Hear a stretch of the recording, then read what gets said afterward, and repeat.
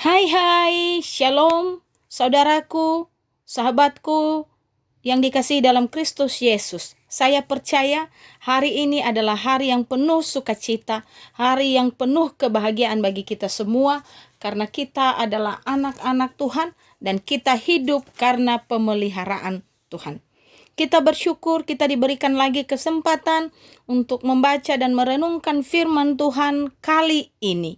Dan terlebih dahulu saya ajak kita untuk berdoa. Terima kasih Tuhan Yesus, pemilik kehidupan kami. Engkaulah juru selamat kami yang hidup, yang telah rela mati di kayu salib di bukit Golgota demi menyelamatkan kami. Oleh sebab itu kami senantiasa bersyukur kepadamu, karena hidup kami ini adalah belas kasihan Tuhan semata. Tiba waktunya bagi kami mau membaca dan merenungkan kebenaran firman-Mu. Biarlah Engkau yang pimpin kami oleh kuat kuasa Roh Kudus-Mu, sehingga dalam pembacaan, perenungan firman-Mu, kami sungguh memahami, memaknainya, dan menghidupinya di dalam kehidupan kami hari lepas hari. Berbicaralah Tuhan Yesus, karena kami siap mendengarkan firman-Mu. Amin. Bapak Ibu jemaat yang dikasihi dalam Kristus Yesus, saya harap kita dalam pembacaan dan perenungan firman Tuhan ini ada Alkitab di dekat kita. Mari kita membaca 1 Korintus pasal 11 ayat 11 dan 12. Sekali lagi 1 Korintus pasal 11 ayat 11 dan 12, begini firman Tuhan. Namun demikian, dalam Tuhan tidak ada perempuan tanpa laki-laki, dan tidak ada laki-laki tanpa perempuan.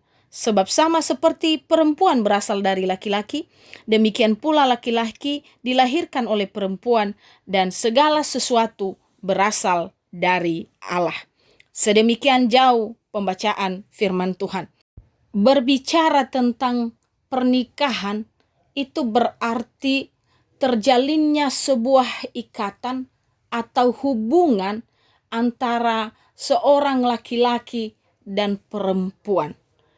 Tentu ketika kita memutuskan untuk terikat di dalam sebuah pernikahan dengan seseorang, pasti banyak harapan-harapan yang kemudian kita taruhkan dan kita tanggungkan kepada pasangan kita. Baik itu secara sadar ataupun tidak sadar, lalu berbagai harapan-harapan itu adalah harapan-harapan yang sangat besar bahwa pasangan kita nanti setelah kita menikah akan banyak mengerti kita, akan banyak memenuhi segala kebutuhan kita, baik itu dari sisi jasmani, sisi emosional, sisi relasional, bahkan sisi rohani. Hanya saja kita lupa bahwa yang sering terjadi ketika kita menaruhkan harapan tersebut kepada pasangan dalam pernikahan, bahwa yang kita taruhkan harapan tersebut menyiratkan egoisme dan egosentris yang tentu cenderung hanya memikirkan dan fokus pada kebutuhan saya, kepentingan saya sendiri, dan tanpa mempertimbangkan apa yang kemudian juga menjadi tanggung jawab saya yang harus saya penuhi kepada pasangan untuk mengerti, untuk memenuhi kebutuhan, kepentingan pasangan saya. Nah, itulah sebabnya saudaraku, saya mengajak kita untuk merenungkan nats firman Tuhan kali ini yang menjadi tulisan Paulus yang pertama kepada jemaat di Korintus. Membawa kita kepada satu perenungan di bawah tema yang luar biasa dan cukup menarik, cinta yang melayani. Lalu tentu akan muncul pertanyaan bagi kita, apakah itu cinta yang melayani? Untuk menjawab ini, terlebih dahulu yang tidak kalah penting untuk kita pahami tentang sebuah pernikahan adalah bahwa pernikahan itu adalah relasi dua arah yang seimbang. Sekali lagi, relasi dua arah yang seimbang. Itu berarti suami dan istri harus memiliki kedudukan yang sama dan tidak ada yang lebih tinggi dari yang lain. Tidak suami lebih tinggi dari istri atau sebaliknya, tidak istri lebih tinggi dari suami. Justru yang perlu dan sangat penting untuk kita tekankan adalah bahwa yang satu tidaklah lengkap tanpa yang lain. Suami tidaklah lengkap tanpa kehadiran istri. Begitu juga sebaliknya, istri tidaklah lengkap tanpa kehadiran suaminya. Oleh sebab itu, berdasarkan nats firman Tuhan yang baru saja kita baca yang menjadi perenungan kita kali ini, saya ajak kita untuk mengenal dan mengetahui 4 tips atau rahasia keberhasilan cinta yang melayani di dalam pernikahan Kristiani. Apakah saja itu, Bapak Ibu, saudaraku? Yang pertama adalah komitmen untuk sebuah hubungan yang permanen. Apa itu komitmen untuk sebuah hubungan yang permanen? Yaitu komitmen untuk saling mengasihi, komitmen untuk saling menghargai, komitmen untuk saling mengingatkan, komitmen untuk saling mendoakan, dan komitmen untuk menjalani pernikahan seumur hidup sampai maut memisahkan. Itulah yang kita bisa baca dan lihat dari apa yang dikatakan oleh Yesus dalam Matius pasal 19 ayat 6. Apa yang telah dipersatukan Allah tidak boleh diceraikan oleh manusia. Dan demikian halnya juga yang dituliskan dalam kitab Maleakhi pasal 2 ayat 16. Bahwa Allah sangat membenci perceraian. Kenapa? Karena berbicara tentang perceraian berarti ada ketidaksetiaan. Dan ketika terjadi yang namanya ketidaksetiaan berarti ada pihak yang berkhianat. Nah, sebagaimana Kejadian pasal 2 ayat 18 ketika dituliskan di sana bahwa Allah berkata, tidak baik kalau manusia itu seorang diri saja. Itu mengindikasikan kepada kita bahwa inisiatif terbentuknya keluarga itu berasal dari Allah. Terjadinya sebuah pernikahan itu datangnya dari Allah. Maka pernikahan yang terjadi, keluarga yang dibentuk adalah miliknya Tuhan. Bukan milik kita, bukan milik saya, bukan milik saudara, bukan milik suami, bukan milik istri, bukan milik keluarga besar, tetapi milik Tuhan. Jadi, pernikahan adalah dua orang yang tidak sempurna, yang berkomitmen pada lembaga yang sempurna, dengan membuat sumpah yang sempurna dari bibir yang tidak sempurna di hadapan Allah yang sempurna. Maka pernikahan yang terjadi, keluarga yang kita bentuk, mau tidak mau, harus kita pertanggungjawabkan kepada Tuhan. Seperti apa kita merawatinya, seperti apa kita menjalankannya, kita harus mempertanggungjawabkan itu semua kepada Tuhan, Sang Pemilik keluarga kita. Kepada Tuhan yang memprakarsai pernikahan kita. Kita tidak pertanggungjawabkan kepada orang tua kita, kepada keluarga besar kita, kepada pemerintah, tetapi kepada Tuhan. Maka hati-hati Bapak, Ibu, saudara-saudari yang dikasihi dalam Kristus Yesus. Hati-hati dalam merawat dan menjalankan keluargamu. Sungguh-sungguh berhikmat dan minta tuntunan Tuhan, karena semua akan engkau dan saya pertanggungjawabkan di hadapan Tuhan. Lalu yang kedua yang harus kita pahami, tips atau rahasia keberhasilan cinta yang melayani dalam pernikahan Kristen adalah dibangun di atas dasar kasih, atau yang biasa anak muda-mudi sekarang mengatakan dibangun di atas dasar cinta. Allah adalah kasih. Allah adalah cinta. Maka substansi kasih atau substansi cinta itu adalah Allah sendiri. Di dalam pernikahan Kristiani, Allah adalah sumber kasih dan bukan yang lain. Jangan pernah mencari kasih dari yang lain, karena engkau tidak akan menemukannya. Engkau hanya akan menemukan kasih itu di dalam Allah itu sendiri. Sehingga keluarga-keluarga Kristiani harus membangun kasih yang bersumber dari Allah sang kasih itu sendiri. Pasangan suami istri harus mengalirkan kasih Allah, harus mengalirkan cinta Allah, sehingga kehadiran keluarganya menjadi oase kasih Allah yang sejati di bumi ini. Lalu tentu kita diperhadapkan kemudian dengan pertanyaan, kasih yang seperti apakah yang dihidupi, yang dialirkan dalam keluarga-keluarga Kristiani?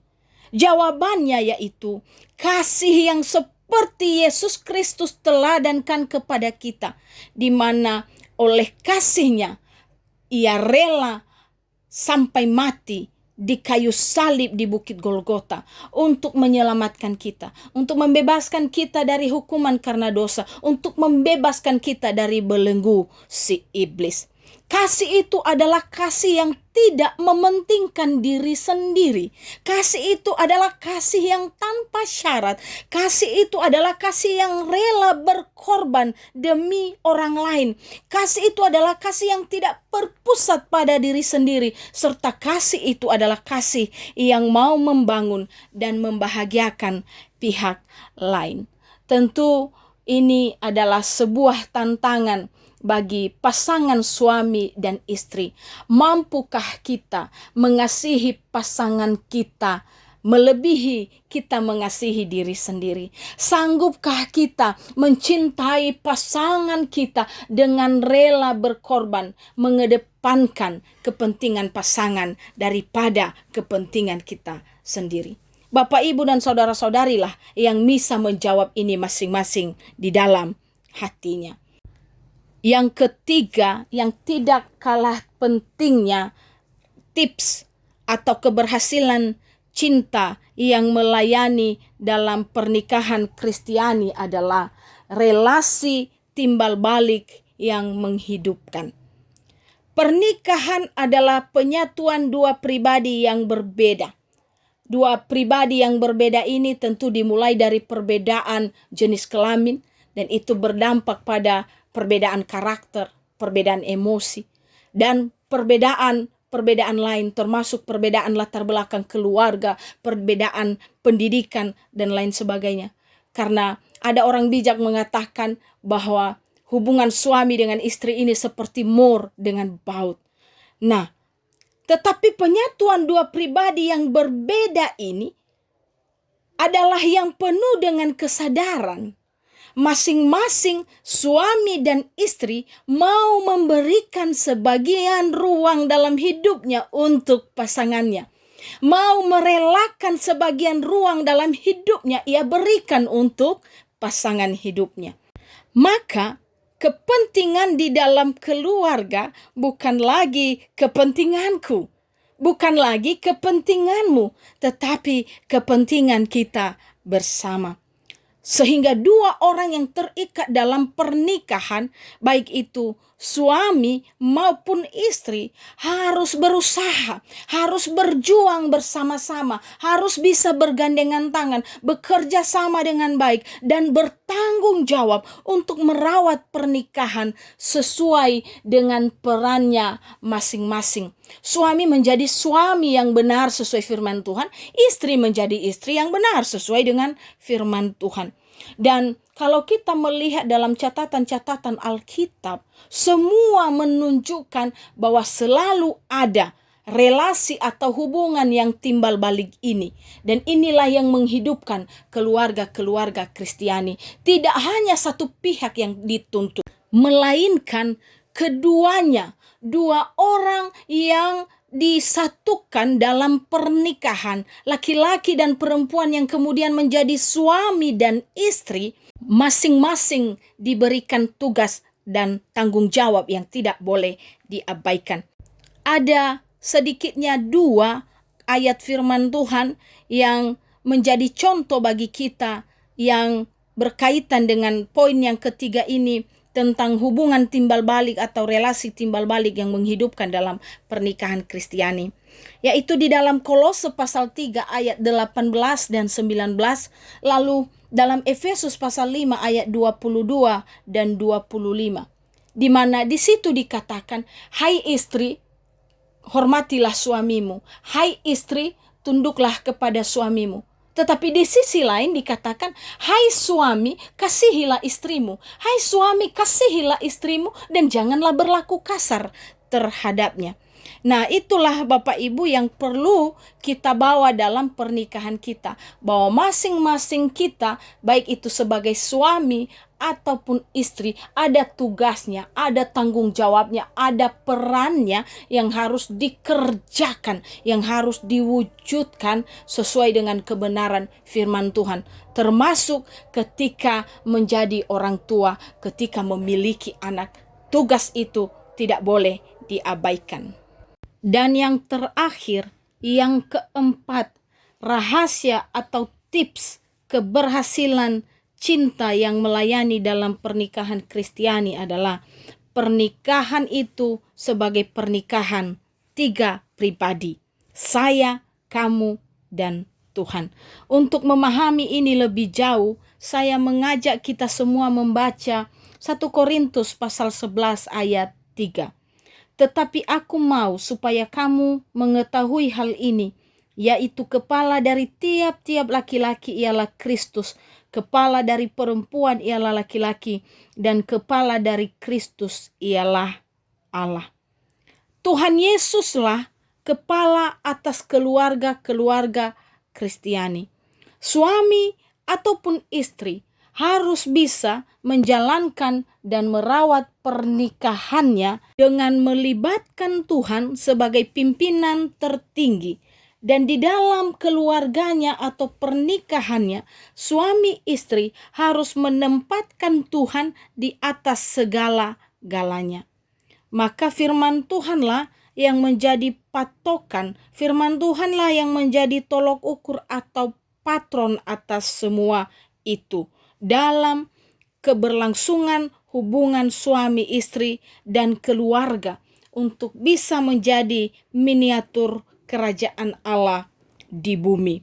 Hendaklah apa yang dikatakan pemazmur dalam Mazmur 119 ayat 105, firman-Mu pelita bagi kakiku dan terang bagi jalanku, menjadi prinsip hidup yang harus ada di dalam keluarga-keluarga Kristiani. Hendaklah kita menyediakan waktu untuk selalu berdoa, untuk selalu meminta petunjuk Tuhan. Tentunya itu sudah kita mulai pada saat kita meminta tuntunan Tuhan untuk menentukan pasangan hidup kita. Dan sampai ketika masuk dalam menjalankan pernikahan itu seumur hidup sampai maut memisahkan. Ada waktu berdoa dengan pasangan, bersaat teduh merenungkan firman Tuhan, sehingga segala sesuatu yang dikerjakan dalam keluarga, baik itu perencanaan, pekerjaan, anak-anak, studi, bahkan membuat dan membeli rumah dan lain-lain, senantiasa tetap meminta tuntunan Tuhan, harus sesuai kehendak Tuhan, dan muaranya pun senantiasa untuk kemuliaan Tuhan, sehingga menjadi berkat bagi kita sendiri dan juga bagi orang lain dan dunia sekitar. Lalu Bapak, Ibu, saudaraku yang dikasihi dalam Kristus Yesus, ketika kita sudah mendengarkan, mengetahui uraian 4 tips atau rahasia keberhasilan cinta yang melayani dalam pernikahan Kristen, Maka cinta yang melayani memungkinkan suami dan istri dihormati dan dimengerti satu sama yang lain. Jika Anda ingin merasa dimengerti, jika Anda ingin merasa puas, jika Anda ingin merasa dihormati, maka bangunlah pernikahan yang melimpah dengan cinta yang melayani.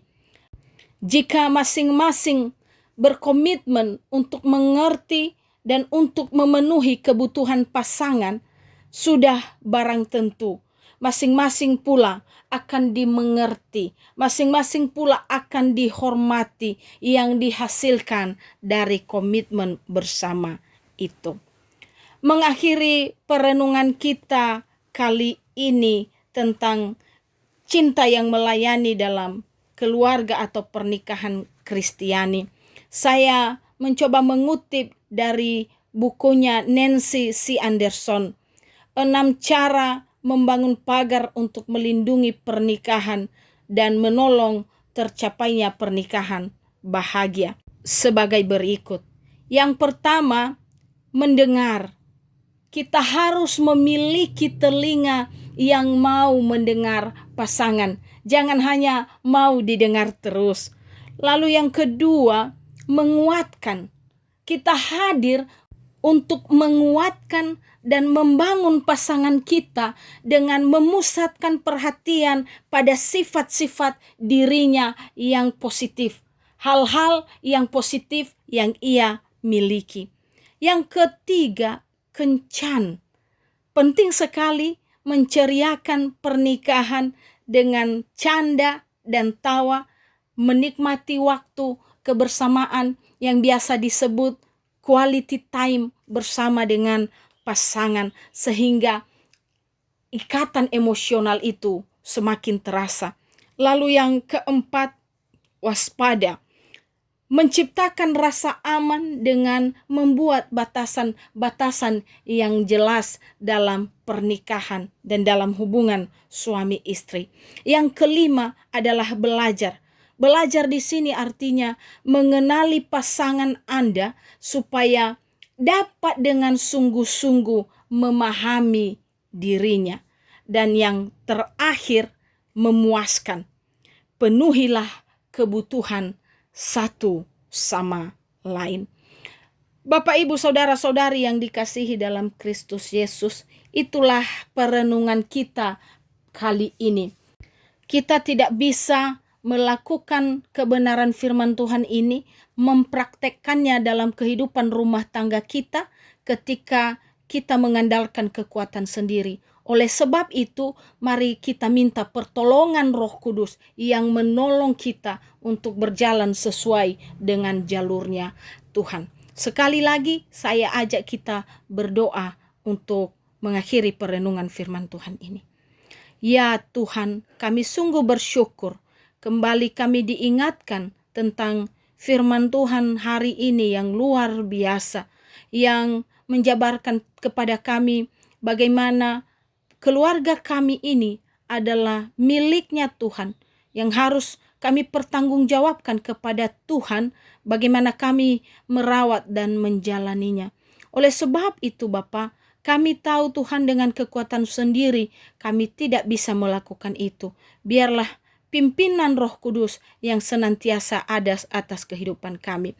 Jikalau ada Bapak, Ibu, dan saudara-saudari jemaat Tuhan yang bergumul dalam keluarganya, terutama dalam hubungan suami istri, ada masalah-masalah, biarlah Tuhan pimpin mereka dengan firman Tuhan ini yang mengingatkan mereka Bapa, bahwa mereka harus mempertanggungjawabkan ini kepada Tuhan, sehingga hubungan mereka boleh diperbaharui, cinta kasih di antara mereka boleh dipulihkan, dan mereka Bapa boleh merasakan sukacita dalam hubungan yang tulus, dalam hubungan cinta yang tak bersyarat itu, sebagaimana yang Tuhan Yesus teladankan, sehingga mereka boleh bersukacita dan memuliakan Tuhan, menjadi miniatur kerajaan Allah di bumi ini. Terima kasih Bapa, di dalam nama Yesus Kristus, Allah yang hidup, Sang Pemilik kehidupan kami, Tuhan dan Juru Selamat kami telah berdoa dan mengucap syukur. Amin. Shalom saudaraku, ya ahowu. Sampai bertemu kembali dalam perenungan firman Tuhan selanjutnya. Tuhan Yesus memberkati kita semua. Amin.